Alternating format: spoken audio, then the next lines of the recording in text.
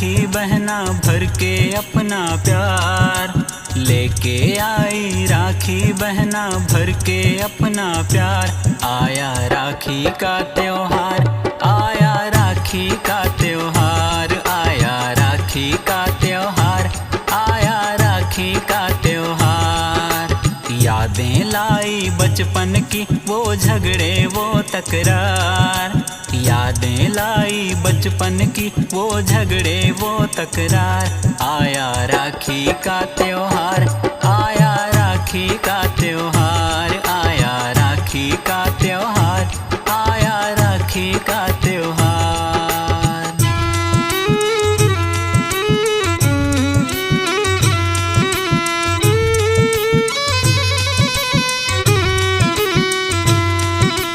आरती में फूल दीप सजा के प्यारी बहना, रंग बिरंगी राखी लेकर बांधे बहना।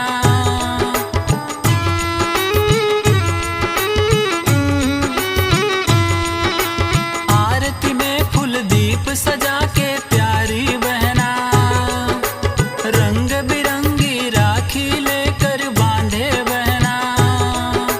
चाहे बस जीवन भर का अपने भाई से प्यार, चाहे बस जीवन भर का अपने भाई से प्यार। आया राखी का त्योहार, आया राखी का त्योहार, आया राखी का त्योहार, आया राखी का त्योहार।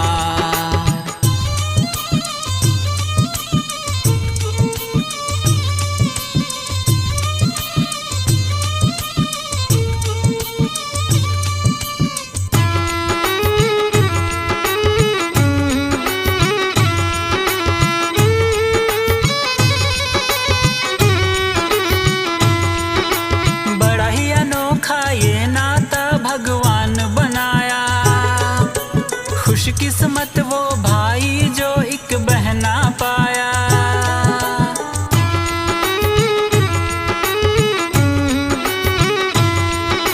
बड़ा ही अनोखा ये नाता भगवान बनाया, खुशकिस्मत वो भाई जो एक बहना पाया। जिसकी एक मुस्कान में बरसे पल पल खुशियां हजार, जिसकी एक मुस्कान में बरसे पल पल खुशियां हजार। आया राखी का त्योहार, आया राखी का त्योहार।